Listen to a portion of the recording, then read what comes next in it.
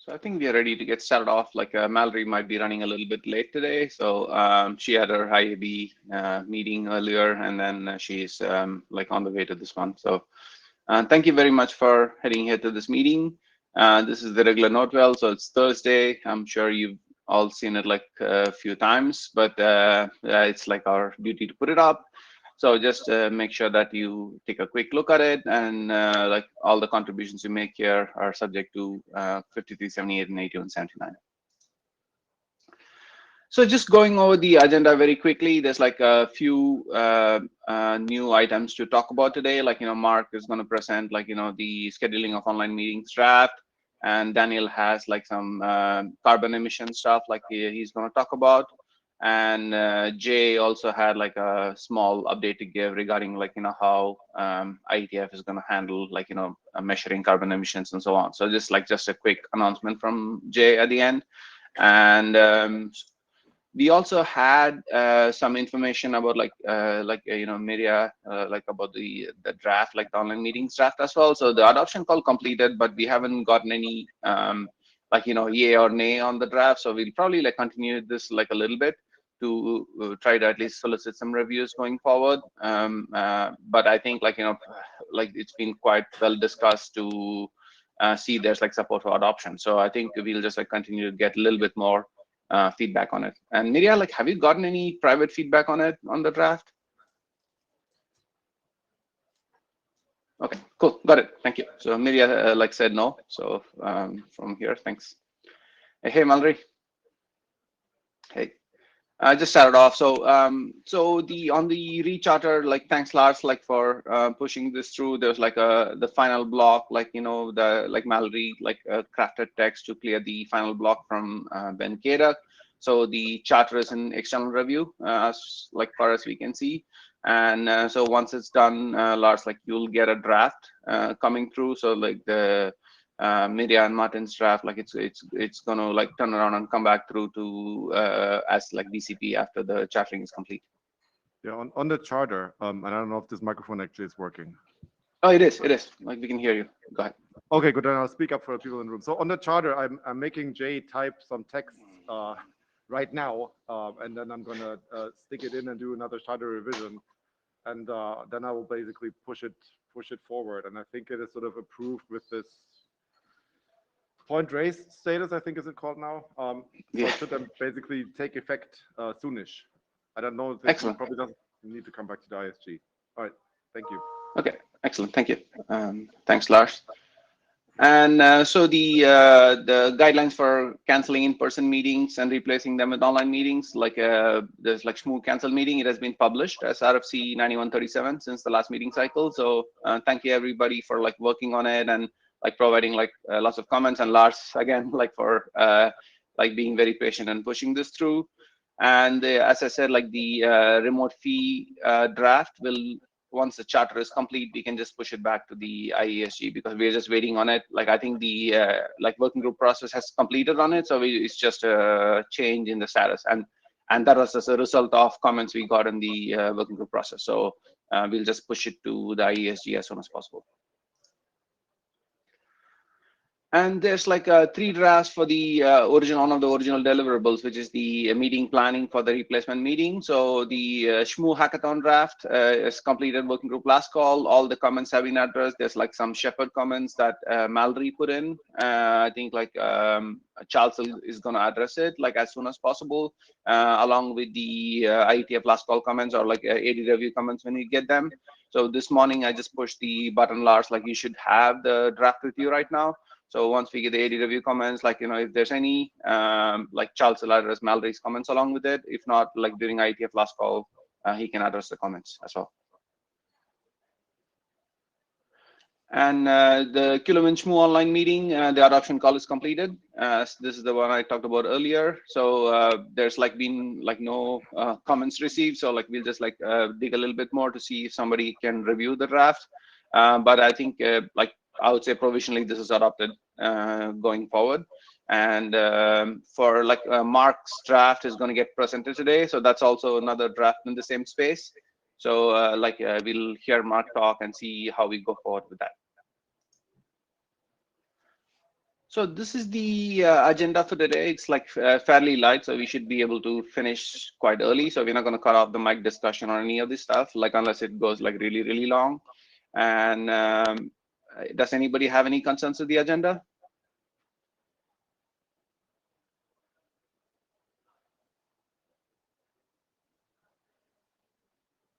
Okay, sounds good. Thank you very much. And Mark, if you're online.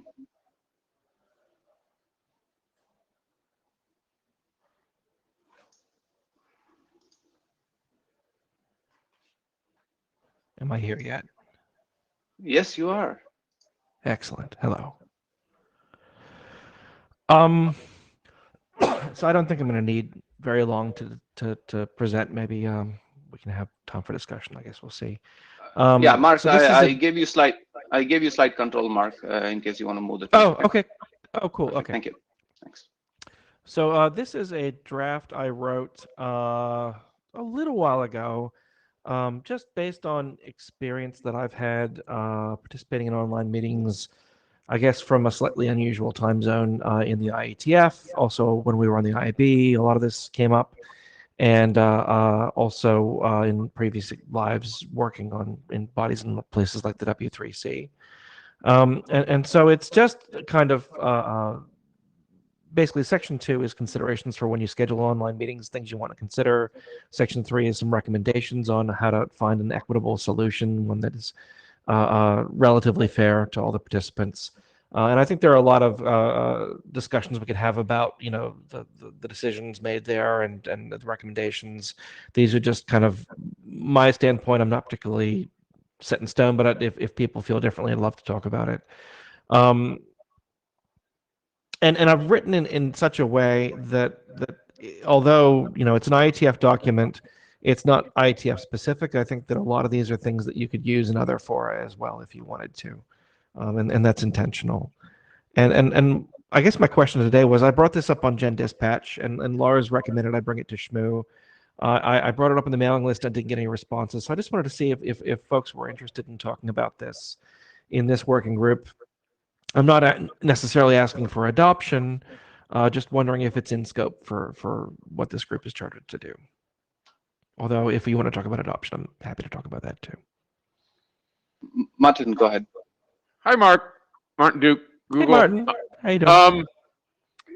Google. I inferred from the text that you were referring to sort of one-off meetings rather than big IETF meetings. Is that an accurate Generally assessment? speaking, yeah. Well, I mean, if you look at the if I go back here, effectively we've got method 1, method 2, method 3 under the 3.3, and the big IETF meeting falls under method 3, rotate the pane. We can't possibly come up with a time or a schedule that meets everyone's requirements, and indeed it's kind of productive to try and do that, because if you did something like say, well, most people are from North America, so we'll always hold them in North America, that's not good for other reasons. And so it walks you through those different things. And I'm sure the document can be improved. But generally speaking, one-off meetings, it talks about occasional meetings versus regular meetings and things like that as well.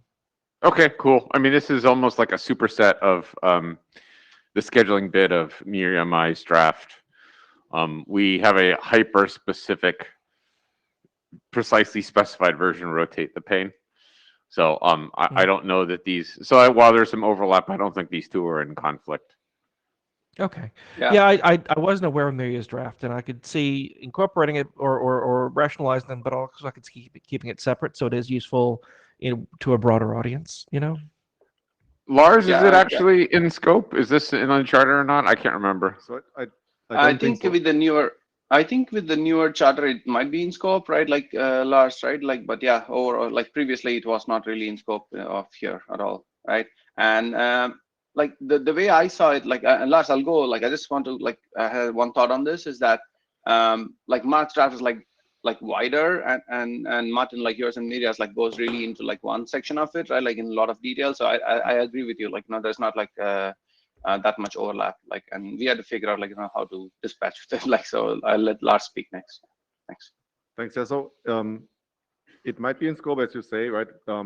if the working group wants to work on this, since the charter is currently being revised, right, we might stick a change in there that makes it very clear that it is in scope. The other option is, I mean, this is certainly, even if we decide it's not in scope for the working group, this is certainly the forum in which to discuss this. And if there's consensus that it should be published, it could also be AD sponsored. I really don't care, frankly. Remind me, is it BCP level at the moment? What do you intend, Mark? Or is it informational or? I don't know really. I'm sure there's something on the document, but I don't think I've really gotten that far with it. I Yeah, mean, so I'm open for suggestions, right? I mean, if the working group wants to take this on, it seems like a very small change to make this more explicit in the current charter text, and we can certainly do that. In terms of the overlap between the two documents, right? One way to do this, if Marx really has more options and is a bit broader and maybe more general, you could take that part out of your document and refers to his and vice versa. Well, I mean, For I think, example- I mean, we are addressing the specific issue of scheduling big IETFs remotely. Okay. And so this is like an instantiation of this that is super duper specific. Okay, so the right approach then would probably to point to Mark's document to say this has some general considerations, and for the purposes of the IETF, right, we are instantiating them in the following way. Yeah. Right. So, as people in the ISG know, I have massively overthought a lot of these issues. So I would certainly be interested in reviewing this. Whether it like is in this forum or another one, I don't really care. But you know, I don't know what others think. Thanks. Yeah, thanks, Martin. Right, like Pete just walked in, like so. This was like a referral from Gender's Pat. So, like if Pete wants to join the line later, that'll be good as well if he has his thoughts on it. And Robert, you're next. Yeah, sorry, go ahead. Sorry, could I respond to Martin there real quick? Yeah, sure. I don't think it necessarily needs to refer to the more specific IETF big meeting document needs to refer to this. It would be strange if they were not aligned on how they speak about that particular situation, but maybe a footnote at the very most. I don't think it needs to, you don't need to read both documents necessarily. But I do think I would like it if it's going to go forward. I'd prefer for it to be in a working group because I really want to try and use it to establish some principles that we can agree to rather than just and I think it's better to do that in a working group. Thanks, Mark. Yeah, in that case, I would suggest that we have a discussion about whether this should be adopted, and depending on what the consensus is, if it's positive, we figure out what words need to change in the charter, if any. Okay, thanks, Lars. So, Mark, you mentioned that the document is likely to be applicable outside just our community, and while gathering requirements for how we can apply the algorithms that you're trying to build to our community, have you approached big scheduling organizations, the timeanddate.com, Doodle, anybody like that, to see if they're working on similar problems and could provide input into the discussion that might be useful for us, or to see if they would want to adopt this into their tooling? I think that'd be interesting. I certainly haven't talked to them, and the document does refer to some existing tooling, but I don't know that they've. This isn't really about tooling per se. It's more about coming to equitable scheduling for all the participants. There's certainly some interesting paths to explore there, but I haven't yet talked to anyone. I was thinking more in the terms of I guess accidental reuse or unintended reuse. In that the discussions we had about scheduling IAB meetings, for example, were almost exactly the discussions we had about scheduling W3C technical architecture group meetings, because it's a similar problem, and so that's why I've written in the way that I have. But yeah, I think it'd be interesting to kind of have those discussions. Thanks, Mark. Miria, you're up next. Yeah, hi, here's Miria Kuhlevent. Yeah, thanks for writing this down. I think the thoughts on the document are a really good read. And like I think this is the right venue to have more discussion of that. I'm not sure if we need this as an RFC.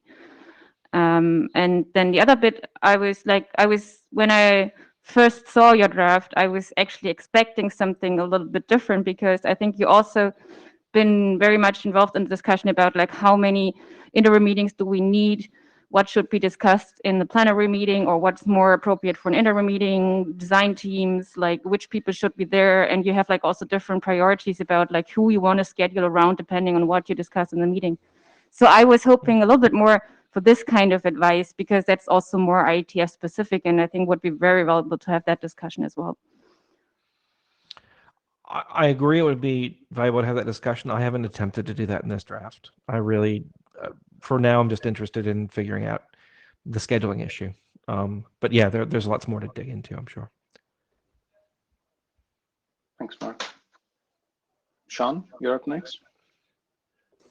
1, 2, 3, just making sure my audio is coming through. I just want to say that I welcome this draft. The number of times that I could use this to inform other people in the world that there are time zones that are not their own, and that there's ways to pick things which are not always in your best interest, but will get the work forward, I think is the way to go. And I welcome this draft. Thank you. Thanks, Sean. Thanks. Mallory, you're up next. Yeah, I put myself in the queue also to say that I think this draft is really important, and I'm really glad that Mark, you wrote it as somebody who has to endure, I think, a lot of pain and based on your time zone. So it's good that it's coming from you. I just also wondered if there's any interest in making this explicitly about synchronous meetings and making that more explicit, synchronous online meetings, or maybe there's also room to talk about the asynchronous meeting idea, which is present in a much longer draft that has other things that are out of scope, such as like how to set an agenda and so on for asynchronous meetings in a draft that's long since expired, but that I presented at one point to Shmoo. That might be also an alternative, or it could be a small section of your draft where it's just not possible to create a synchronous experience for people that is manageable, just as an idea. Thanks. That's a great idea, and I think I definitely could add a discussion of, do you really need a synchronous meeting effectively?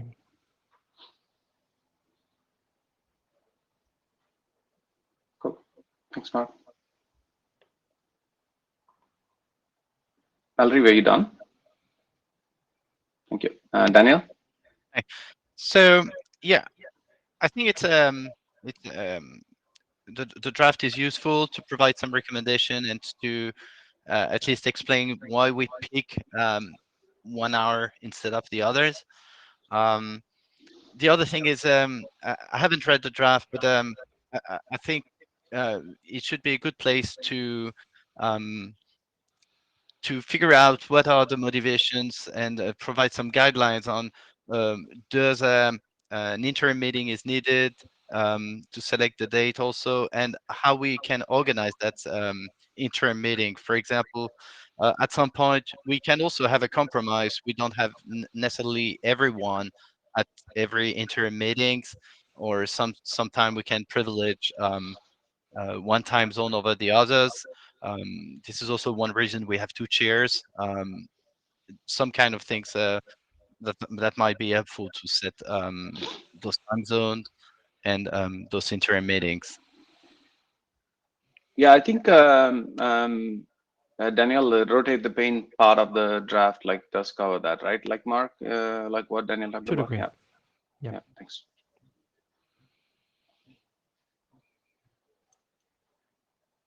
Thank you. Thanks, Mark. That's I see the queue's exhausted unless there's somebody in the room who wants to talk. Pete, like I saw you walk in. Like, did you have any thoughts about whether, like, you want to have this in gender dispatch or not? Mark expressed his interest that this stay in a working group, and Lars said like he's open to it. So, did you have any thoughts about it, or like if you can just give me a thumbs up or down, that's fine too. This is Pete Resnick. It absolutely doesn't make a difference to me. Gen Dispatch can't work on documents. So the only thing we would do for Mark is talk about it and decide where he should take it. And it seemed like if Shmoo was going to be one of the possible outputs, you folks might as well talk about it first. If you can't come to a conclusion, then bring it back to us. That's fine. Perfect. Thank you. Thanks, Pete.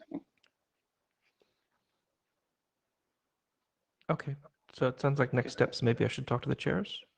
Yeah, please, thank you. And we'll have a chat with Lars as well, like just to make sure, like, I'll look at the charter with Mallory to make sure that it's covered. If not, like, we'll send some diffs to Lars. Did you want to do a HAMT or a tool poll or whatever it's called? So we have some data, sure. whether people think that, I mean, it sure sounds like it, but we only heard from like 5 people. Okay, sounds good. Okay, let me write like some question that kind of makes sense, right? This is your chance to use the new process. I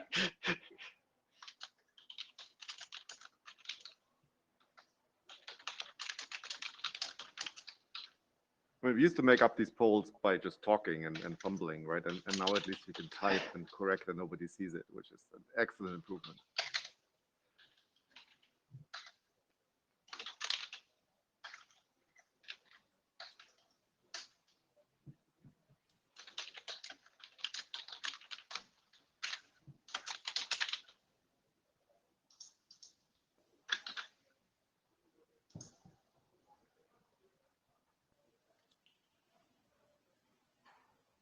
Okay, so I did start a poll.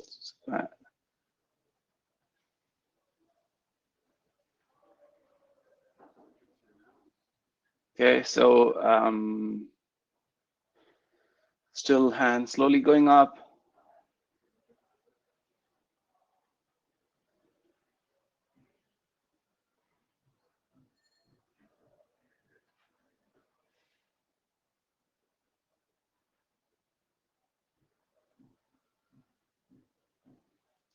Okay, so I see, I would say, unanimous interest to work on this. So we'll kick off a process to see if we can start an adoption call soon after talking to Lars.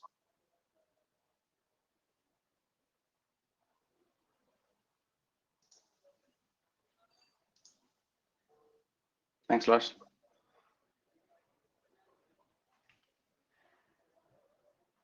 Okay. Thank you very much, Mark.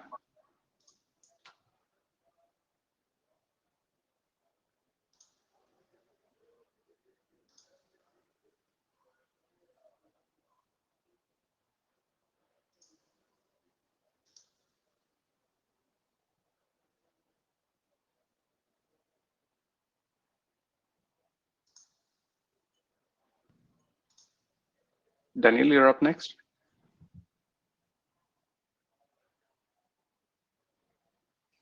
Let me give you slide control. You have slide control, Daniel. Okay. Okay. Hi, everyone. So I'm going to talk about flight CO2 emissions that are associated to the IETF meetings.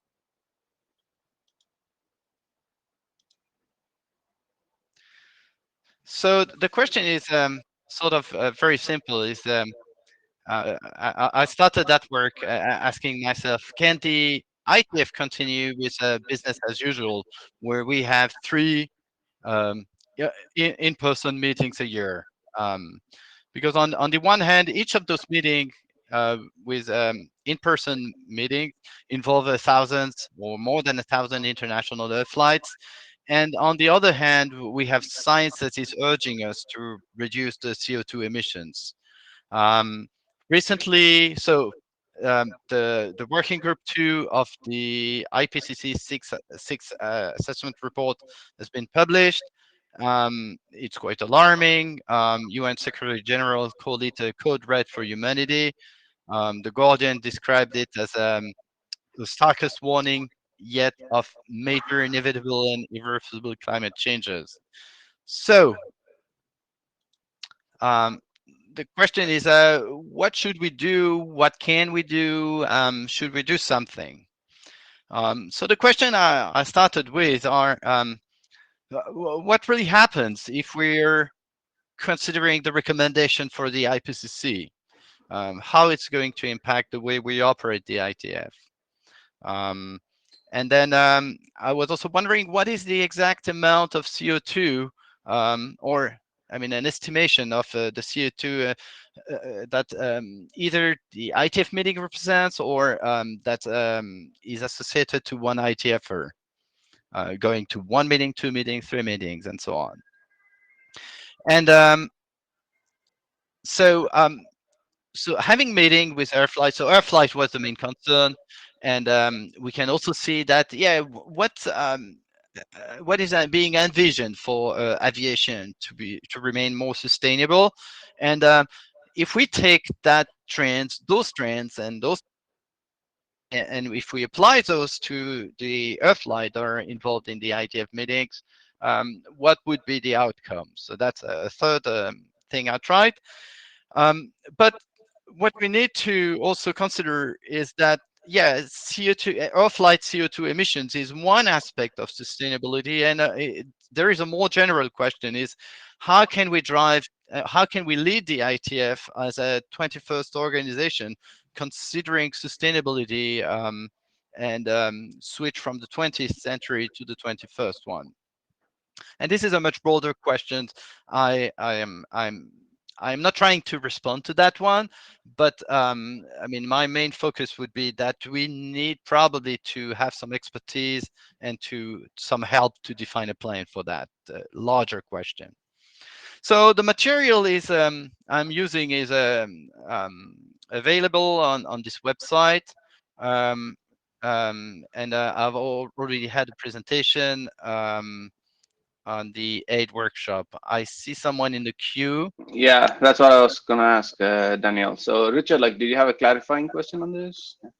Just wanted to an observation basically. So while we are discussing here the CO2 impact of an in-person meeting, specifically, I would want to make the observation that the overall CO2 emissions, energy equivalent overall of the internet, so basically the technology that we are doing here in the IETF, has a much larger impact. And if we're really serious about this, I don't think that we should focus so much on the cents, so to speak, rather than on the dollars, meaning looking into energy efficient technologies or improving energy efficiency overall in our protocols and reducing energy consumption there, because that, quite frankly, would have orders of magnitude larger impact than discussing if 1,000 people flights should be saved or not. Thanks. Yeah, thanks, Richard. Like there has been some work, Richard, like, that, like, at least we did in Interior for, like, use of, like multicast and things like that to conserve energy. And there have been like a few point solutions. I remember there was like either a working group or a BOF or a research group, like back in the day, for like energy efficiency and so on.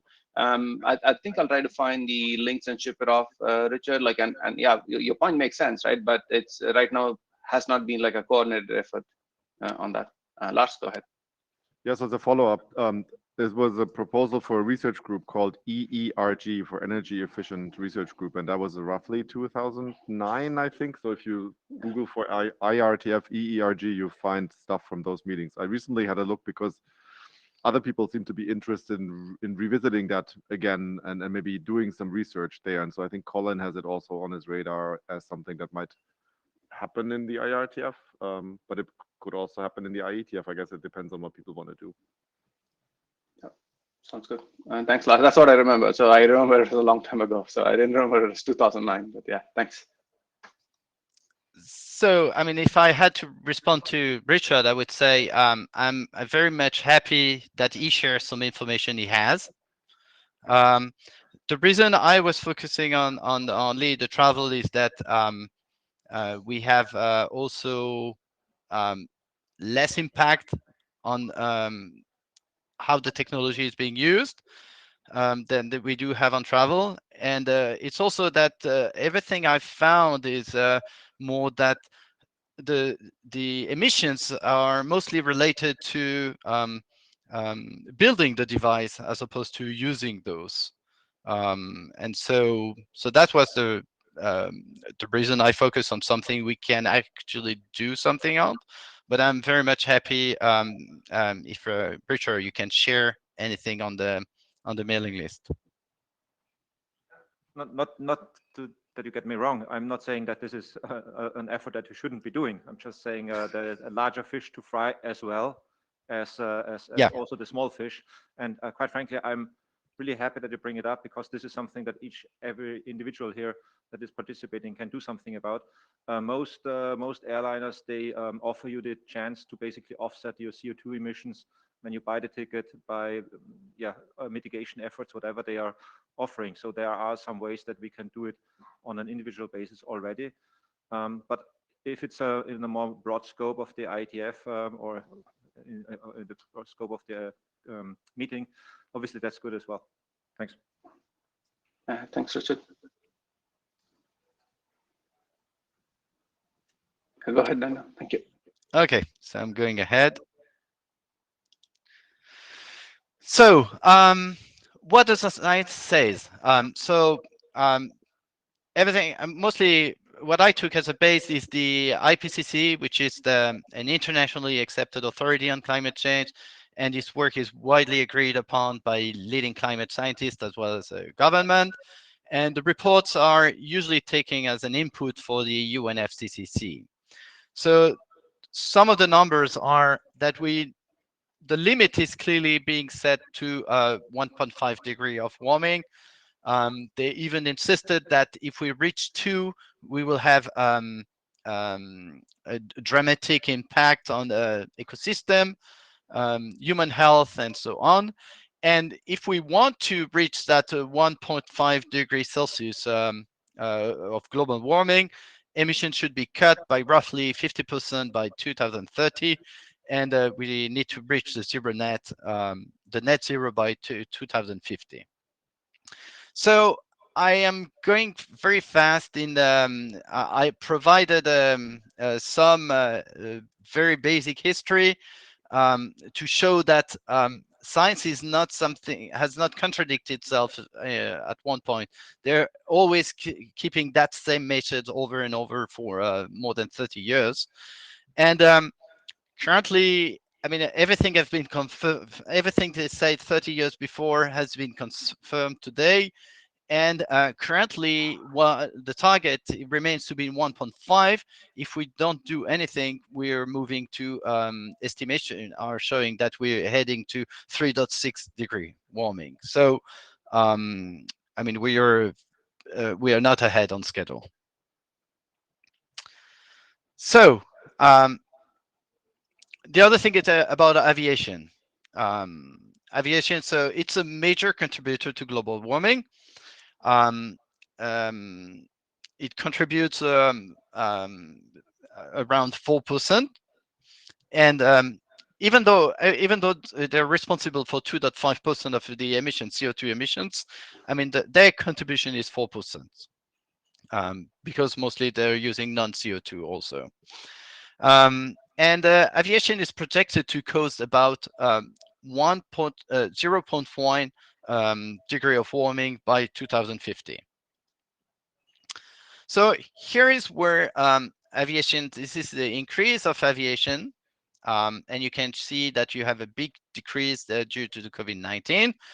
The gray box shows where we should be to address the 1.5. And I mean, you can see in the bluish color that we will soon be over the target.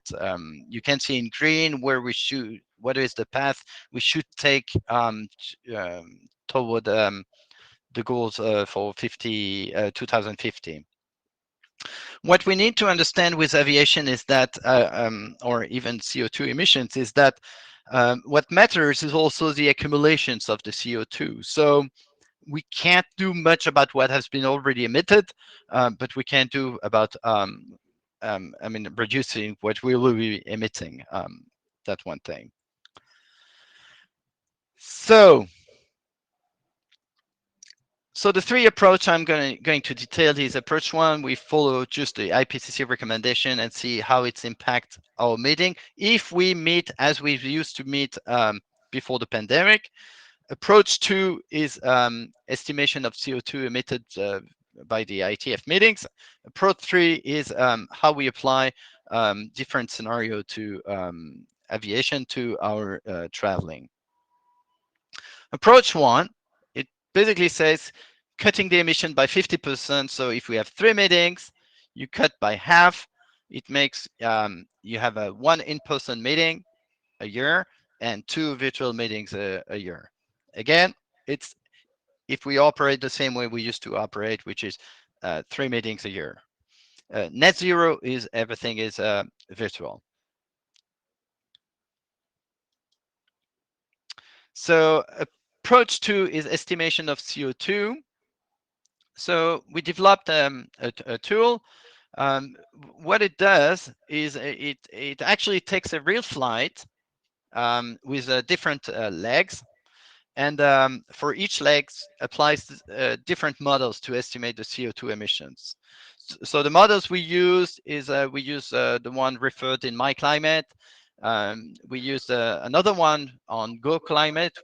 Go Climate provide us access to the API, and so we use that one. So for each attendee, we got the country, we take the most representative city of that country, or at least the closest city to where we can actually get a flight. It's not always easy when a lot of flights have been canceled, so we do our best to do that, but it works pretty well. And then from that flight itinerary, we compute for each leg the CO2, applying the models that have been defined. So here is what we end up with. So for each meetings from IETF 72, we compute the CO2 emitted in blue for the in-person meetings. In orange, we provide the CO2 that a remote participant would emit if he had attended to that meeting. So it's like a virtual emission. And so, well, this is what we can figure out on this. So, I mean, the interesting thing also, and this is why we represent the CO2 emission associated to remote participants, is that it can be used also as another metrics that combine the distance and the participation, as opposed to if you just count a participant as +1. So it means if you have a meeting, for example, in let's say in Paris, it makes a difference if the person is coming from Belgium than is coming from New Zealand. So considering those CO2 is a metric that could be interesting. Yes, Mirja? Yeah, go ahead. Hey, so is that normalized by number of participants, or is also where we see like the higher peaks is because we had more participants? So that's for each participant, I compute the CO2, and then I'm doing a sum. So if you have many participants, I mean, given the distance, if you have many if you have an IETF in Paris and you have many participants in Brussels, yeah, I mean, having many participants will have a small impact, but I do consider the number of participants as well. So it's not normalized, Miria, if I understood correctly, No. right? It's the higher number of participants will give a larger number. Go ahead, Martin. Thanks. I don't have to mess with the thing. Am I reading this correctly that the remote meetings have the same carbon impact as the regular ones? I think Daniel was explaining that, like, it is as if the remote people, if they had been there, this would be the impact. Ah, okay.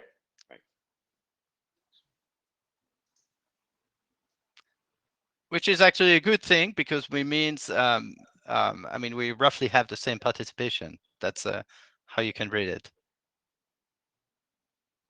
So in terms of quantity of emissions, I found out that I do an average only considering the in-person meetings, and I took that we have 3.2 gigagram of CO2 per IETF meeting. And if you're an IETFer, I mean, participating in that's the average value. Yeah, is 2.5 ton of CO2 per attendee. So that's only an average.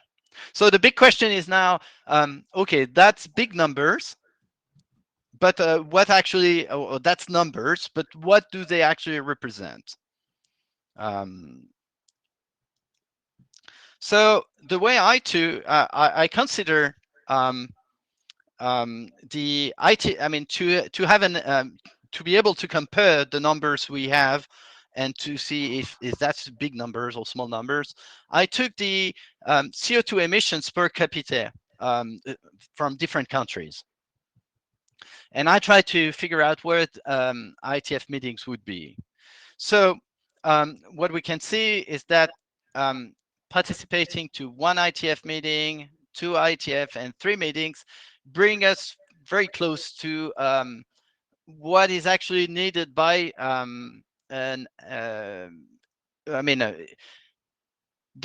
the only participation to the IETF meetings is very close to what habitant needs to live for a year in some countries.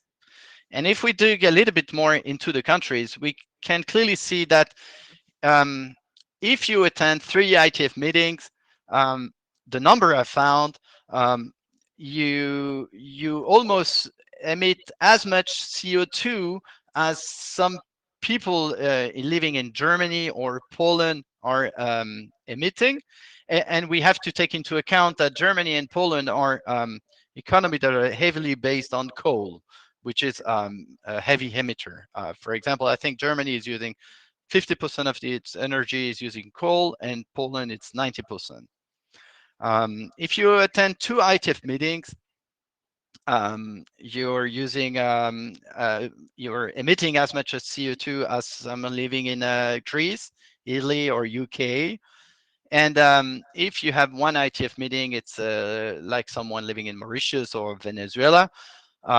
Well, I mean, it works what it was. It's just to give an idea of what CO2 it represents.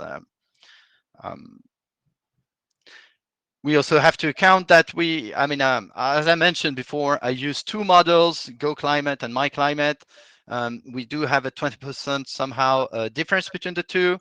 And if we're comparing to the results Jay is providing, we also have a 20%. So, I mean, the countries could be shift, and it's there are some margin for discussions as well. But it gives a good average. And overall, we can see that the question is really, do we have any way to justify that we're emitting as much as a big polluter only to participate to IETF meetings? Yeah, Daniel, I think like few people were confused on the per capita thing on the chat. So if can I try to explain my understanding and see if I'm right, like just to clarify? Yeah. Okay, so what sure. you're saying is if you go to 1 IETF meeting, you are emitting as much CO2 as like a person over a year in like countries like Mauritius and Venezuela. Is that the way Yeah. to think about it? Okay, so like Yeah. you're talking about annual CO2 emissions like based on countries, and the countries are like on the labels on the x-axis, right? Like so, and you're looking at the intersect points and seeing how much like each Mhm. meeting attendance costs, like the planet. Would that be a good Yeah. summary? Okay. Yeah, that's it. Okay, thank you. George, did that make sense to you? Or I don't know if I should say Jorge or George, like if that made sense to you, just like type in the chat. Thank you. Thanks. And yeah, you can come to the mic, like if you have questions. Like we do have a bit of time today, so like, you know, feel free to come have the discussion. Thanks.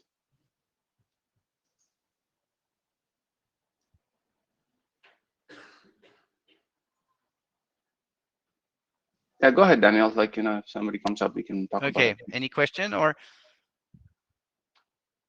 Yeah, feel free to interrupt and go to the mic. I'm not good at multiprocessing, so I want I'm not closely looking at the chat.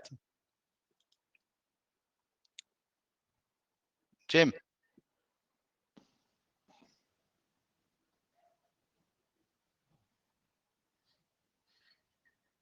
before that, before the graph that you just showed, that confused me the most. It almost looked like it was a recommendation that we should have our meetings in Ulaanbaatar or something like that, or conversely in Congo. It just confused me. So this is basically just sort of comparing emissions as opposed to recommendations for where we should be citing our meetings. I mean, your earlier graph I thought was pretty interesting because, you know, we could see that the emissions had a lot to do with where the meetings were cited. And then it was followed by this, which kind of confused me. No, so I am providing no indication on where we should set the meetings.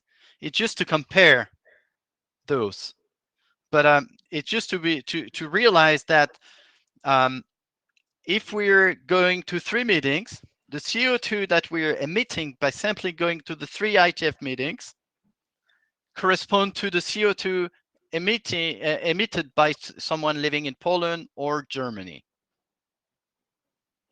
And if you go to 2 meetings, you go to it's equivalent to the CO2 emitted by someone living in countries where economy is less based on coal, so with less emissions.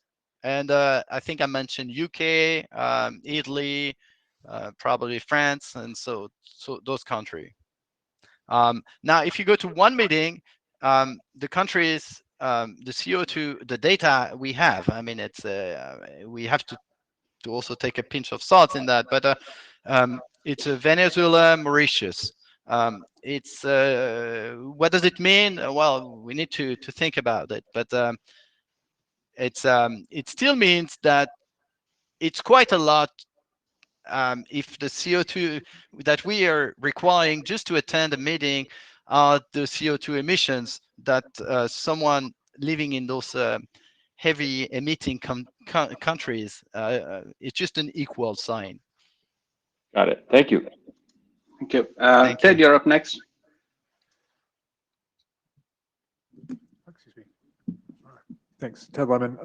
So a couple things here. One is you say that the recommendation is to go to 1 meeting a year, but in fact, cutting our meetings in half would probably mean that we'd be going to 3 meetings every 2 years, since currently we have 3 meetings every 1 year. That half would be 3 every 2, so 1.5 meetings a year. Yeah, I have to agree with the previous, I guess, Jim Fenton, that these graphs are not particularly illustrative. It's sort of like telling us how many football fields, which isn't very helpful. Yeah, or bathtubs, yeah. So, and also like you know, in your you talked about gigagrams versus tons. Again, it'd probably be good to put both numbers in the same unit, yeah. So, but the main thing that I wanted to bring up here is that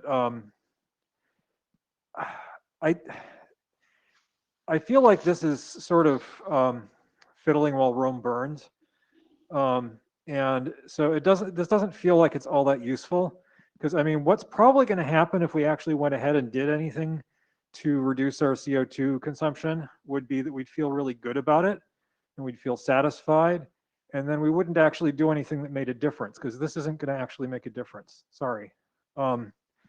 And so So I think, what is not going to make any difference? so the amount of CO2 that we're burning as compared to the amount of CO2 that the total world is burning is such a small number that the amount of effort that we put into saving that CO2 could probably be more effectively put elsewhere. Like, we would probably be able to reduce CO2 emissions by a lot more by spending that effort somewhere else. That's all I'm getting at. Yeah, I mean, Reducing so well, I mean, no, I'm not even talking about in the IETF. I mean, like, this is just this sort of thing. Like, you know, one thing to say is that it's not clear to me that CO2 offsets are actually useful. Like, there's been some indication that some of them are scams. So I think just like, I think it's worth stepping back and actually looking at the problem systemically, rather than saying, oh yeah, we accept the frame that the problem is we're using too much CO2, and so we need to do something to stop using so much CO2 personally. That's not going to solve the problem. It's a systemic problem. So I think it's not helpful to really talk about this as if that's a real approach, because it's not. Thanks, Ted. Lars, you're up next. Yeah, I had a question, and I don't know if it's a question for Daniel or now for Ted. So the recommendation you have on the last slide basically is very clear. The one bullet that says, 1 meeting per year. And I guess that implies that you looked at carbon offset schemes and have decided that they're not an option for us. And if so, I would like to know why. Or so so we're moving to the last slide. So what I'm saying is that if we assume that we have to reduce, I mean, the recommendation for IPCC is that we reduce by 50%.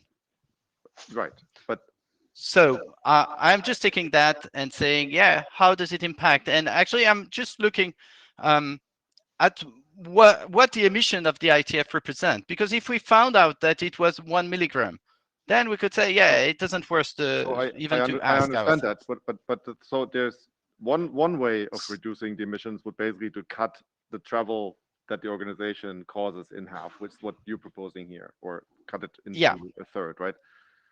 And another way to look at this is we could offset the costs. There's programs. Okay, Some of them might be, some of them might not be, might be fraud, but others might not be. And so I'm wondering if you have looked into this and decided that that is not viable. And if you have looked into it and have decided it's not viable for us, I would like to know why. And if you haven't, I think that would be good to say. Okay, so this goes in my third point, which is basically we need to have a strategy on that. Because offset is very complex.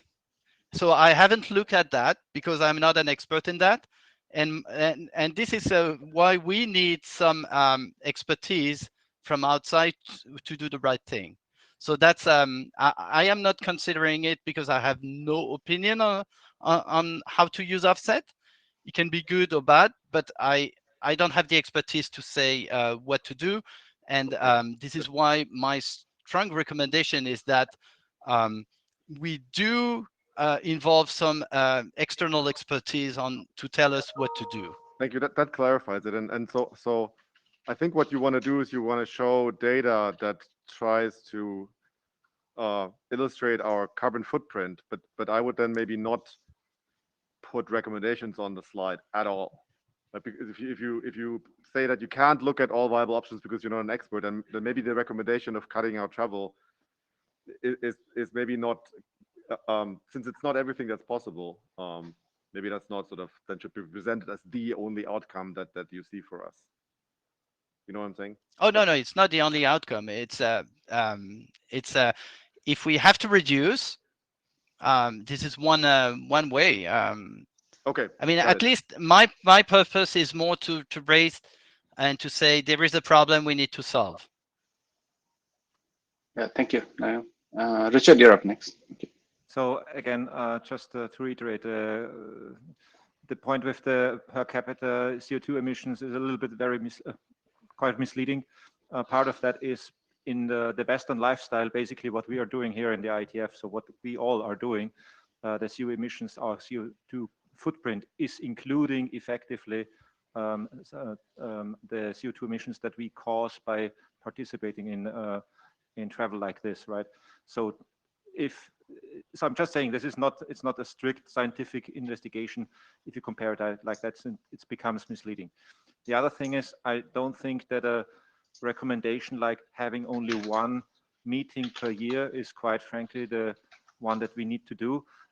If that would be like, the suggestion is that you in person participate only in that 1 meeting per year that is on your continent, say, so that it reduces your the length of travel, the CO2 emissions of that travel. That's obviously something that we have personally choice over. While I don't think that we need to carve the number of IETF meetings overall. But I think it may be a good idea to have something like a recommendation.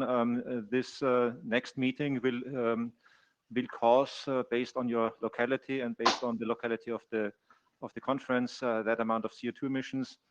Do you really want to impact the global climate with that number of CO2, rather than saying IETF can only have one meeting per year? Thank you. Thanks, Richard. Martin, you're up next. Yeah, let me try to synthesize a few things. Thanks for the analysis of the carbon footprint. I think that is interesting information and maybe helps people who look at it, people who are exposed to it will be able to think about what they're doing in a more knowledgeable way. I would like to share the pushback against making a recommendation in this space, not only because you're not able to evaluate all the alternatives, but also because you're missing half the cost benefit equation. IETF meetings in person have benefits, including benefits for the climate. Because for example, WebRTC has had benefits for the climate. And lastly, to kind of echo some of what Ted was saying, I think IETF acting alone will have no practical impact. If there's a collective effort by organizations to reduce their carbon footprint of meetings, that would be a more interesting proposition to me. Thanks. Thanks, Martin. Yeah, so that's easy to say. We can't do anything because the others are not doing. First, it's wrong. ICANN is also looking at those numbers. So I disagree with the fact saying, oh, if the other are not doing, we're not doing, which I think it's the sense of the comment of your comment as well as Ted comments. For sure, we need an effort from everyone, and that's what makes it hard to handle. But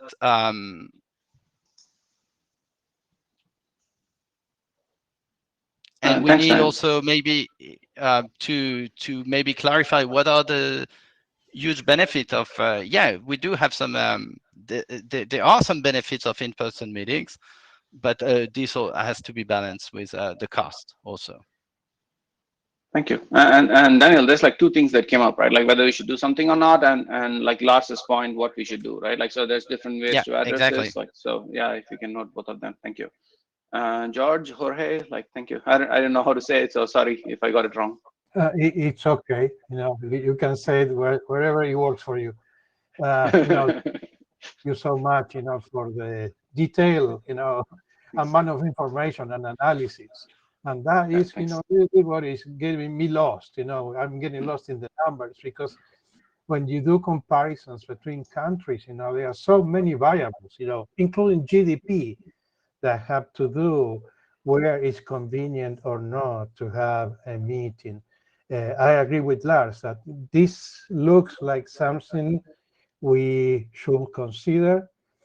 Probably, your presentation is a good motivation to think, do we have to find an external consultant, experts, that can say, okay, what is the actual impact of every meeting, not just on the CO2 emissions, but economic impact, benefit, what you guys were talking about. I think that, a good proposal will be, to say, okay, this is something that we as eternal geeks should investigate and get, experts to work on this problem and give us a recommendation. Thank you.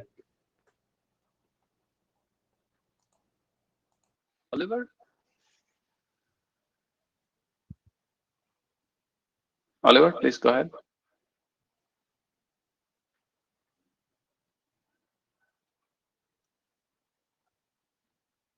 So I think that's my third bullet, which is tackle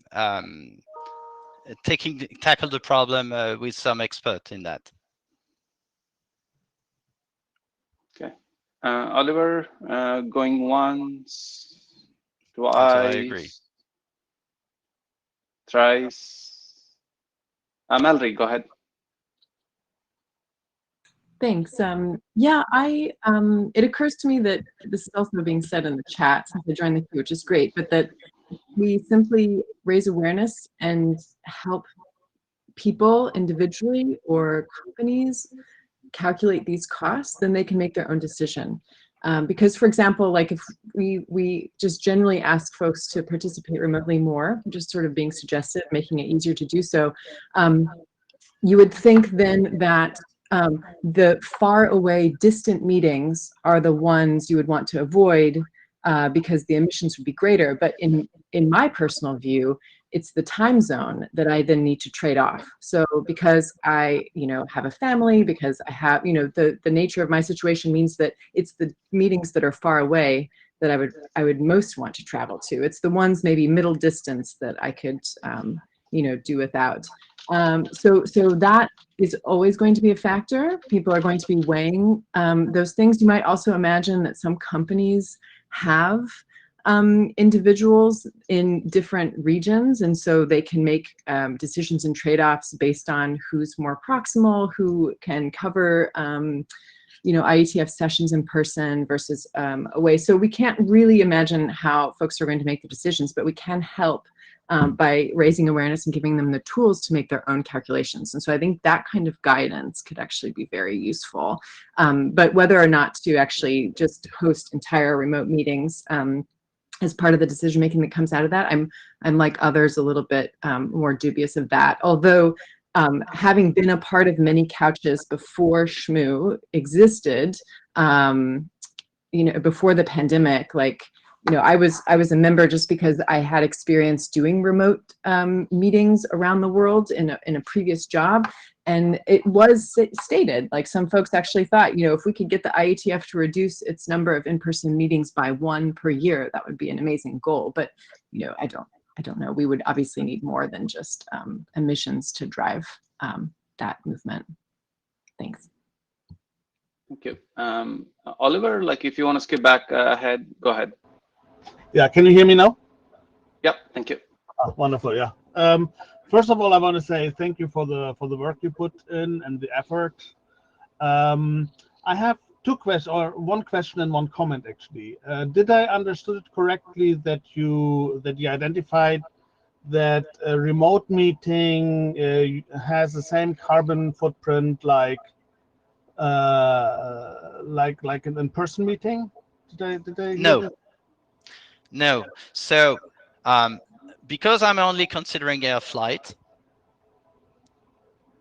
if you're attending remote, you're not flying, I provide the number is 0 kilogram of CO2. Okay. So it's just if you were flying. Okay, good. So the one part what maybe I have a little bit of problem with is you said that you don't make any recommendation where to meet.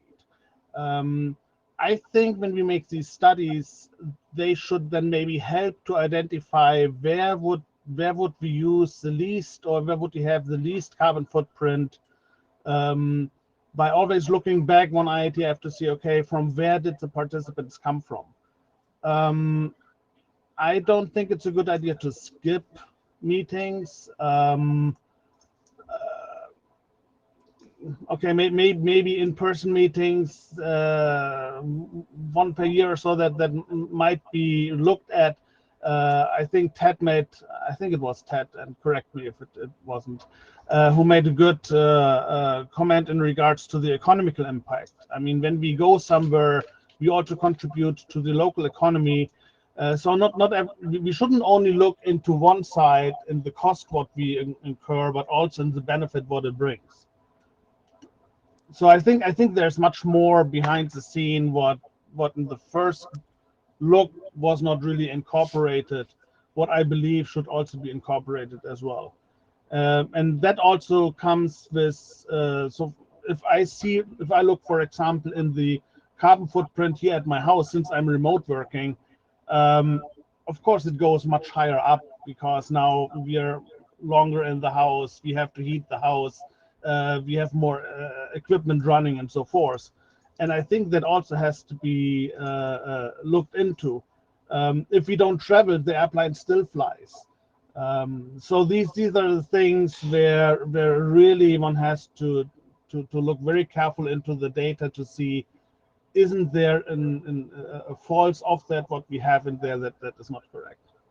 And but again, I welcome you for the good work, and I think it's worthwhile looking further into that. Thank you. Thanks, Oliver. Ted, you're up next. Hi, Ted Lemon. Just one thing before I actually say what I want to say is I tend to have a cognitive bias towards criticizing, and I apologize if my previous comment was basically just 100% criticism. I do appreciate you doing this work. You made a couple of points there that I think make sense. One is, can the IETF actually do something to reduce the number of in-person meetings that people do all around? The existence proof is the IETF has done that, because if you look at what happened during the pandemic, most of our meetings were on Zoom or MeetEcho or whatever. That's something that we all as a society collectively learned how to do, that was possible because of what the IETF had done, and also because of what organizations like Zoom had done to produce that software. So there are wins like that we could probably enable that would far outweigh any kind of carbon reduction that we get from not coming to meetings. I say that as someone who really like I was one of the people that was having that conversation with Mallory about, well, can we just have fewer meetings because of all this carbon? But having missed 6 in-person meetings at this point, I think, and then coming to one, man, it is really useful to come to these meetings. We get a lot of stuff done. It's hard to really quantify the value of that, and so I just don't feel like we know enough to make a clear statement that, oh, if we had fewer in-person meetings, that would actually save carbon. It might do quite the opposite. If we make progress on controlling DDoS attacks, if we reduce the number of what do they call it? If we increase the ratio of good put to bad put, the amount of energy that we could save doing that would be huge. If we can figure out a way to get the Bitcoin fiends to stop burning coal to make coins, we could easily save several orders of magnitude more carbon just by succeeding at that task. Not saying we can, but maybe we could find a task like that. So many orders of magnitude more carbon by succeeding at that task than by addressing this particular problem. This problem is relatively easy to address, which makes it attractive. But the point I was getting at is that it might be worth actually putting the effort into figuring out strategically what we could do as an organization that would actually make really major impacts. Like, our best case scenario, if the IETF is all 4% of the airline stuff, is that we reduce global warming by 0.1 degrees C if we stopped coming to these meetings. That's a very small number. We need to reduce it by a lot more than that. And I think that the people that come to the IETF have opportunities where they can actually do that kind of thing. So that's what I'm getting at when I say let's back off to 20,000 feet, so to speak, and think big. What could we really do here that would really make a difference, as opposed to what's obvious and easy but might not make that big a difference? Well, it's one thing that we don't have clear plan. I'm happy to have a better impact, but so far I haven't heard a clear plan. So it's always easier to say we can do better, but we do nothing. And I think that's something we should avoid.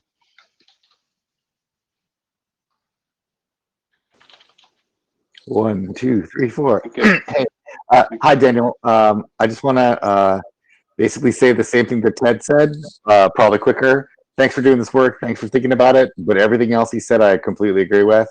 And I think you're right. We should think about it and try to figure out what the plan is. I think 2 and 3 are great. 1, I'm not sure falls from the analysis you did, and I'll leave it at that. Thanks. Okay, thanks, Sean. Phil, go ahead. Yeah. I think the way that we should start this is to first ask, are 3 meetings the right number for IETF? I would much rather have one big meeting with everybody there a year rather than 3 with sparse attendance in person. And so one of the things I think that we need to look at going forward is what the attendance is on site. And if it doesn't pick up substantially, we've got to revisit. I think at that point, going to a 1 a year would become a pretty big argument. Having said that, if we did that, it would not save any CO2, because what would then happen is that the number of interim meetings would likely go up, and people would then be flying to their interim meetings. Far fewer days spent abroad at IETF meetings, but just as many plane flights. Coming to the offsets question, one of the amazing facts is that the amount of kerosene that is used for lighting is equal to the amount of kerosene that is used in the entire global aviation industry. And that's a really easy offset to make, because an LED light powered by a solar panel costs less than a gas lamp to provide and doesn't require the kerosene that costs the users a huge amount of money. Most of the kerosene lanterns are used in sub-Saharan Africa. They're smelly, they're dirty, they're a health hazard. And so maybe if we got into that form of carbon offset, you know, as an IETF wide, made that easy, maybe that would be some way to improve the carbon offsets system. And finally, on the cryptocurrency system, at this point, I would absolutely sincerely like to see switchblade loitering munitions used to take out Bitcoin mining operations. I want to destroy them with drones, EMP strikes, the lot. I am fed up of them. They're a bunch of fascists, and I do not want to see them survive. They're awful.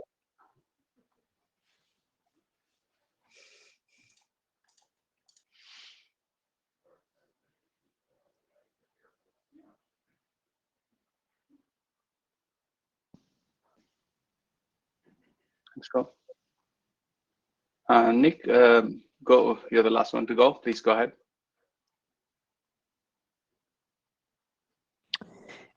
Yeah, thanks for this presentation, and this is a useful discussion, even if sometimes I find the reactions frustrating.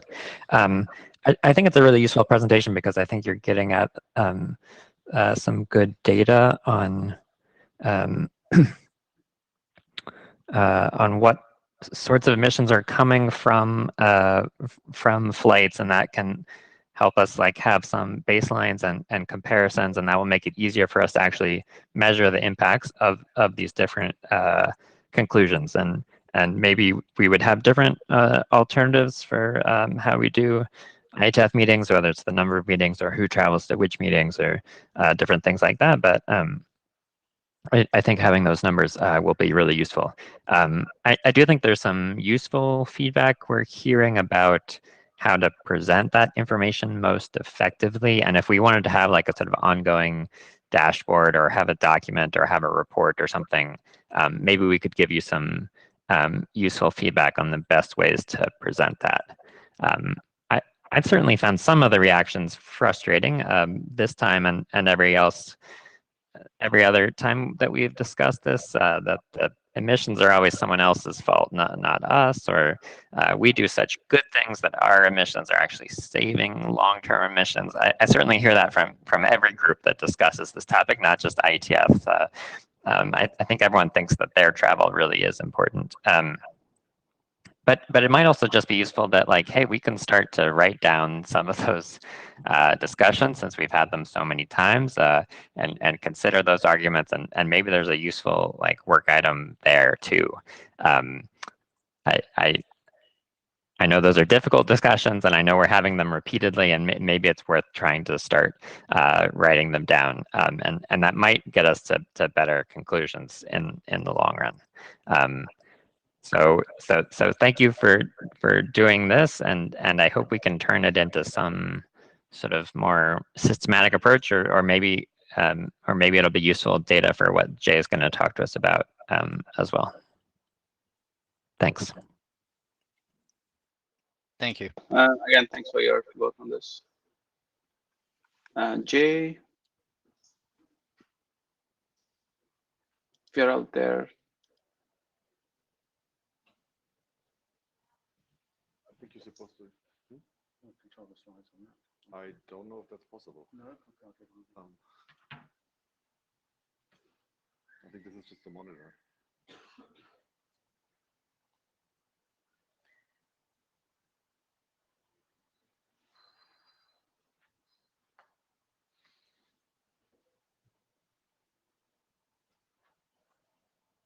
It's showing. Slides, or do you want control?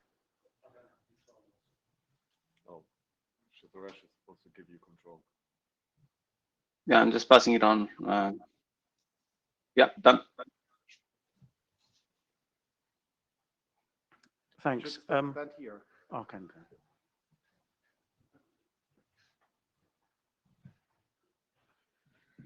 Right. So I'm going to talk, assuming this works again, about what we're doing about carbon emissions within the LLC and what we've been thinking about. So we started doing some work back in 2020 about this and put it on hold when everything moved towards online meetings. And we recently picked it up again. I discussed this with Daniel a couple of years ago. So I'm going to separate this out into two elements. One is measuring carbon emissions, and the second one is about offsetting carbon emissions. All right, thank you. I'm working on the basis that we're always going to be emitting carbon, and at least until we are net zero. And so carbon offset remains a potential strategy to use, even if the number of meetings is reduced, and that anything to do with the number of meetings is outside of scope for me to be particularly interested in. So the work to date so far is that we've used consultants to calculate emissions for the last 6 on-site meetings. It's a simple methodology, assumes travel from the capital city of each country and economy flights. We use event venue emissions based on the area of event space that we rent out, and the hotel emissions on the number of estimated room nights that we have for attendees. We used international standards. GHG is the greenhouse gas protocol. It's the standards body for carbon emissions, and so this is from their emission factors for cross-sector tools, and the assumptions about energy use that then feed into those for venues and hotels are based on the Commercial Building Energy Consumption Survey data. So these are the figures that we have in metric tons of CO2 emitted for the previous 6 meetings in terms of total carbon emissions. Or equivalent, carbon equivalent. So as you can see, this is air travel is basically the big one here. And Singapore is 6,000, is much larger than, say, Montreal because of the geographical nature of the people that we have coming. What I'd like to do on carbon calculations in future is have correct city rather than just assume the capital city. Take into account the mode and class of transport, because business class is much higher emissions than economy, and take into account the route. And by mode, I mean whether people are traveling by train or traveling by air as well. Now, of course, that relies on people giving us that data, but if we can get that data, then we can actually get something quite clear. And I'd also like to look at calculations around the non-meeting operations and to use the calculation standards as they develop, because the calculation standards are changing all of the time. There's a concept, for example, in air travel called, I think, pushed carbon, which is why people, one of the reasons that people think that air travel is actually worse for carbon emissions than we currently think it is. And so people are looking to develop standards around that. And this talk has been brought forward. I wasn't planning to do this yet, and I was planning to have a discussion about this, but the questions that I would like to ask the community, which you can answer now or I'll try to do it at some point, are, look, I don't think, well, are there any objections to the LLC just getting on with the measurement? All right, if there is, let me know. And what role is there for the community in this? And when I wrote this, I didn't really know about Daniel's work, though Daniel and I have spoken about this for some time. So that's number one, is about measuring our emissions. So the second part is about offsetting. And I haven't done anything on this so far, except to identify consultants who can help us with this. As I think George said earlier, a couple of people said, this is quite a complicated area. And so I think it would be useful for us just to have consultants who can provide educational material, who can contribute to community discussions such as this, and who can research the market if we chose to go ahead with offsetting, because it is quite complex. So we've some people who can help us do that. And the questions I need to ask are, what kind of community consensus is needed to offset? Now, in case it's not clear, I want to avoid any discussion on whether or not climate change is real. I think we all want to avoid that. Let's just assume it is, okay? So this isn't about, do we need to do anything about it? It's about whether offsetting is a way to do something about it. So it's not clear to me what kind of community consensus is needed. None, whether the LLC can simply just pay an offsetting fee after each meeting that we think offsets our estimation of carbon emissions. And obviously determining what kind of scheme is some effort behind that, or whether we need consensus to do that, whether needs some policy guiding how we offset, because as Philip said, and was quite right, kerosene lamps are one of the biggest sources of carbon emissions. And it seems a bit strange, but investing in throwing away kerosene lamps and buying LED lights for people really can change things. But it's not the same way, not the way that many people see this, which they think is that good offsetting is like buying some rainforest, for example, or replanting some rainforest, that kind of stuff. And then the final one is, do we need some kind of policy or consensus on the chosen methods and schemes, what level we need to go to? So, and I'm not clear about that. So my plan had been simply to write this up a little bit more detailed than this, and then actually go to the admin discuss list and ask people, right, what do we do about this and how do we take this forward, and then get some answers which may have meant coming back here or going to Gen Dispatch or something like that. So that's where I am so far. Any questions at all? Ted, go ahead. No, I'm jumping the queue. So one thing to maybe add to the bottom set of bullets would be, what percentage of offset do you want? So I mean, the natural assumption is, well, we should just do 100%, right? Because that mitigates the damage. Maybe more than that would be better. Maybe less than that would be better. I don't think less than that would be better. But if you really care about this problem, then it kind of makes sense to ask that question. Like could the IETF meeting actually be a net benefit as opposed to just break even? And the other thing is, the one thing that I would want you to be really careful about, and I don't know whether, I don't actually know the answer to those questions. Like, should I have a say in this, or am I just some jerk talking at the mic? Probably the latter. But I'd really like whoever does this work to make absolutely sure that the carbon offsets are actually doing something. So for example, you use the example of buying rainforest, and I think that a lot of that is actually like highly questionable. And so, but also relief efforts are often sort of very paternalistic and don't actually address the needs of people. And so they wind up, you wind up with like LED lights that the battery runs out, they can't figure out how to get it working again, and it winds up just going in a trash heap, and now you've just created some trash and not actually offset the carbon. So I'd really like it if that does happen, that it be very carefully done, and that we know for sure, and that we'd be able to have reports on whether this is a success, and metrics and change if it turns out that the thing we chose actually sucked. There are schemes for accrediting carbon offset stuff. And I would like us to be able to bring in these consultants to have conversations with us and explain that accreditation, explain those schemes, and us to have a broader conversation to avoid exactly what you're describing there. Yeah. My worry with the accreditation guys is that they'd better present some pretty detailed data that we can validate ourselves, as opposed to us just believing them, because, you know, it's a great business to be in. Okay, thanks. Hi, Okay, Martin, go ahead. Yeah, Martin Duke, Google. Is there a precedent for the LLC embarking on sort of corporate social responsibility spending? No. No. Okay. So this is virgin territory.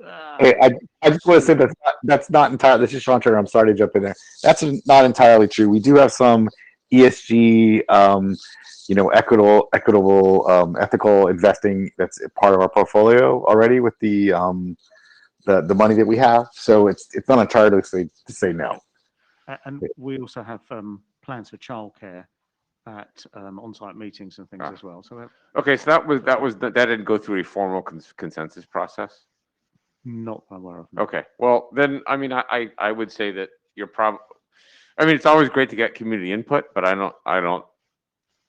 personally don't think we need to go through the whole formal thing. So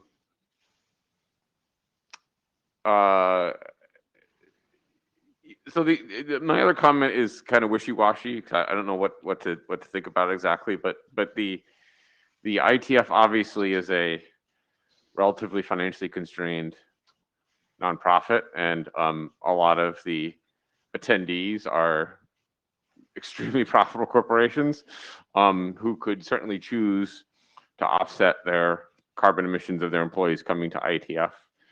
And certainly it would be sort of a net win if we could leverage that instead of IETF funds in terms of sort of the economic justice of the whole thing. I don't know how to do that, so I'm not going to say we should do that as opposed to what you're saying. But if there's some way to partner with some of these sponsors, that strikes me as a particularly efficient way to do so. So thank you. I thought about that, and it's quite complicated to do, and it's probably more beneficial we simply err on the side of double counting and double offset. Yep. And then achieves Ted's point of offsetting beyond 100%. That sounds reasonable. Thanks. Yeah. Thank you. Nick?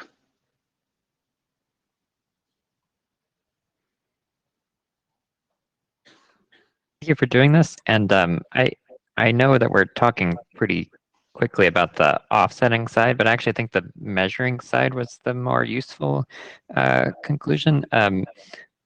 I appreciate that you've done this already with travel versus other emissions of the meetings, and as I think we've heard from other people, you want to focus on the things that are most important, and certainly as I would expect it, but I appreciate that you have data for it, that the travel to meetings is thousands of times more impactful than the hotel emissions, et cetera. Great, good to know. I think it would be really useful to continue that measurement, and that I would focus more on the measurement than the offsetting, both because I think we need to reduce emissions, not just offset them for many of the challenges of effective offsets that people have discussed. And because the situation is now very urgent, as I think we've heard from the IPCC, so we need to do some reductions. So I would certainly encourage IETF to continue with the measurement and maybe documenting that and sharing that with the full community, not just Shmoo, would be very useful. It'll create some of that same pushback or reaction, but I think the data will be very useful, and I hope you'll do it without needing our consensus for you to do it. Yeah, thanks, Nick. Yeah, I agree with you about the measurement. I have to admit, I thought I had actually blogged those measurements when we had them done in 2020. And I found out last week I hadn't, so sorry for sitting on those for that long, but yeah. Thanks, Nick. So yeah, I kind of like in the same boat as like Nick, and like a little bit on the same as like Martin before as well. So like, yeah, I think the measurement is really good. And I think like as it came up from like Daniel's presentation, Also look at how much how do you quantify something for the remote participants too, right? So we can measure how that works. And for the action part on the offsetting, right? I kind of took Ted's point into mind. And I think it'll be good to have a community consultation process. I don't know about whether consensus is needed or not, but at least put up what you're thinking of and so on, and try to get input from the community on what they think, right? See if somebody has experiences from some of that before. So the consultation would be really useful, I think, no matter what you do otherwise. Thank you. Thanks. Yeah, Lars, I'm speaking for a moment as one of the directors on the board of the LLC, right? So I think technically, it's in the scope of the LLC board to manage the carbon cost of the organization already. I still think we probably prefer to have some explicit sort of indication from the community that they would encourage us to do so, and maybe actively to manage that cost. So I think that I would like to see. I think we're probably prepared to, at the plenary or in some other form, report on something that we're doing when it's sort of something specific is there to report. But I would caution that we don't sort of micromanage what the LLC board should investigate. But you all have an email address. You can send us suggestions, but I don't think we should design this by committee, and rather sort of basically us, again, the community, tell the LLC board we want you to actively do something here. Let us know what you're doing, and then, make good choices, as Spencer would say. Thank you. Pete Resnick, yeah, I said in the chat room, but I thought I would just say it so that others hear it. The LLC was designed so that the community didn't have to come to consensus for every business decision, whether it's where our meetings are held or what tooling we're going to have and all this stuff. That's why we have the LLC as a separate entity. And so doing something for carbon emissions, it's got to be reviewable by the community. You've got to be transparent about it, and we can give you feedback and say, no, please don't do that anymore, or yes, do more of that. But getting consensus ahead of time is not required. Thanks. Hi, Brian Dremel, Google. +1 to what Pete said. However, as Lars was speaking about, yeah, it probably does make sense to have some venue for the community to provide input on this. Is this working group not that venue? I mean, this would be the place for people who are interested in the machinery of how we meet. Yeah. And this looks like it very much is related to that. I agree. But I also think that once the LLC would start to actively do something, it could take the form of a plenary presentation, for example, in addition to having maybe some more nitty-gritty reporting here if this community desires that, right? Yeah, but I would think that the nitty-gritty reporting I would want to show up here because we already have the venue. Well, so I would like to have input from community people when we have, some kind of workshops or something with these consultants. There's a lot of things we think about. People bring lots of different points of view and think quite hard about stuff. And I think together we can probably end up something better than if it was just left to me to do. So Lars, I know you don't want to micromanage the LLC, but I got to put in one vote for the fire up the IETF Air Force and bomb the Bitcoin guys, like THU is suggesting. No, seriously.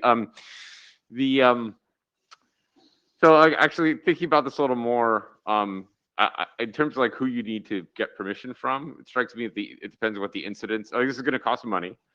The question is where the incidents that falls on. If donors absorb this, then obviously this is a donor thing.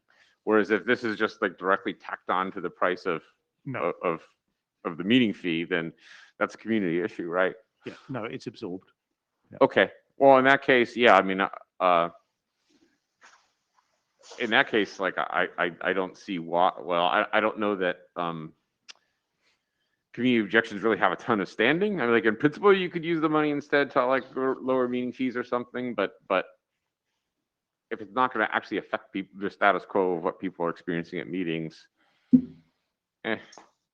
Thank you. Yeah. One argument to make is that the LLC board is supposed to steward the organization, right? And part of that is maybe making sure that there's a planet to have meetings on in the future. And so you can argue that carbon offsetting or some way to manage the carbon footprint is therefore inherently something that we're chartered to do.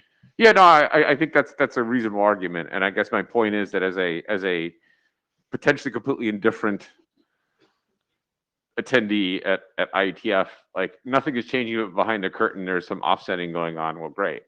like if you're saying I'm going to jack up your attendance fee by $250, then at least I have something to be mad about. No, I mean, right?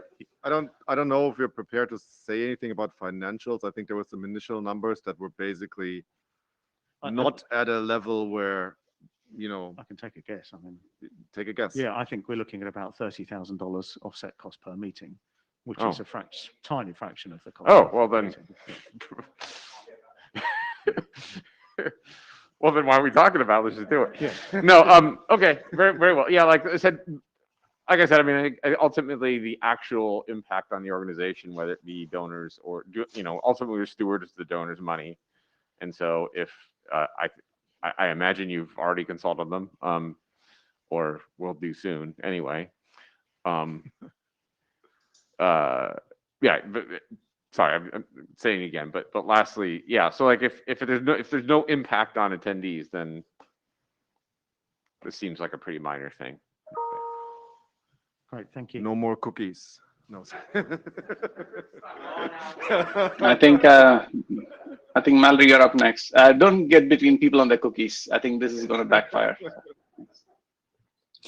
Yeah, I'm actually coming to the queue with chair hat on. I think that based on the charter, this is work that's in scope. And I previously to a comment I made with Daniel's slides, guidance for individuals or companies to make decisions about whether or not to participate remotely or in person, this could be very useful. So while everyone is, including myself, encouraging you to keep doing this work and make decisions within the mandate of the LLC without having to consult, I do hope that you stay in touch and bring some of this work back to Shmoo and to think about what kind of guidance that might look like. So thanks a lot, Jay. Thanks. Thank you, Jay. Nick, did you have something else to say, or was your hand up from the previous time?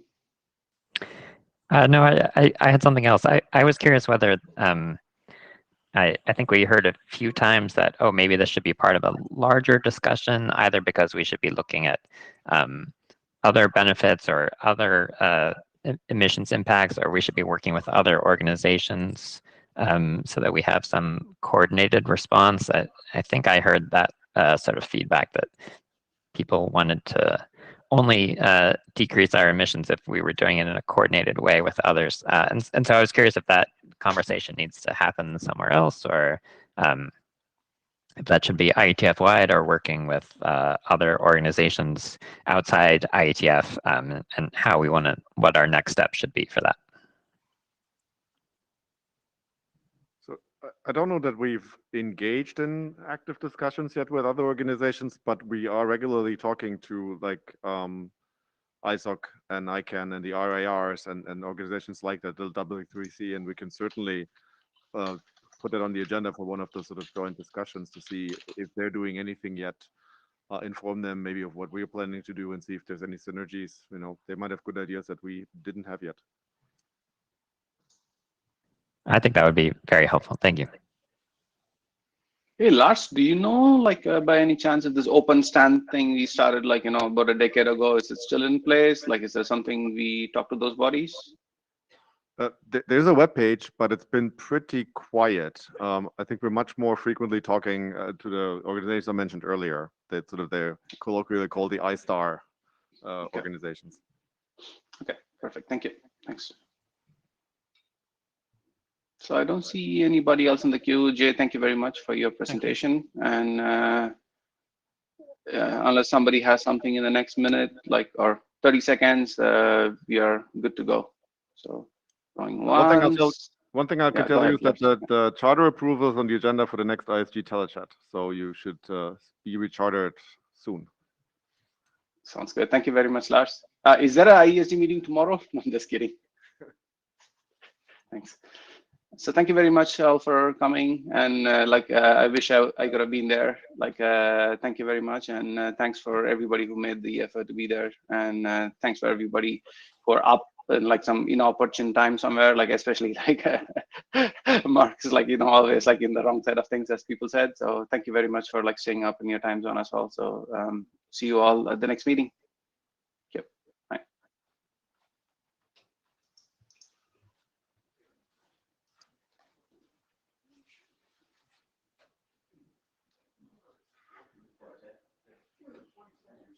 So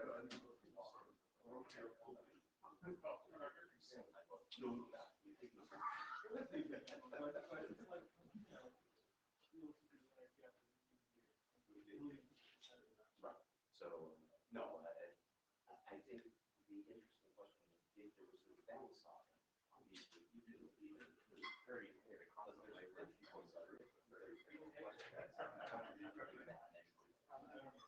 yeah, and that's going to be the tricky thing is, yeah, we want to do this, why not? But how big is the downside?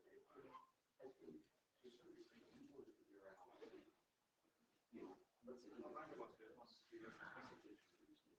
maybe we can have both, expect that we have a meeting and using the